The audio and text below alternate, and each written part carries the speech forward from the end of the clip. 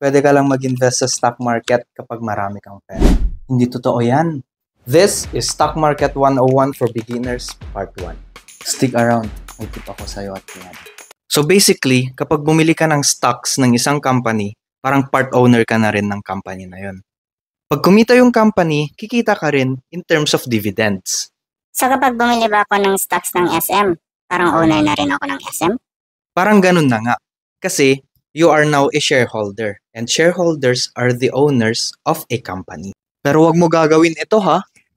Oh, Kuya Guard, wag mo na ako kapkapan ha. Owner ako ng SM.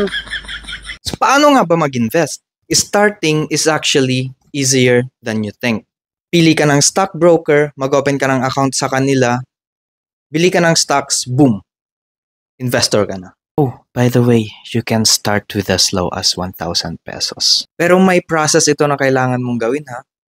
I'll get into more details about this sa mga susunod na videos. Remember, it's smart to invest for the long term. Don't panic over short-term drops. Ganyan talaga ang stocks. Minsan bababa, minsan tataas. Look at the bigger picture and invest for your future.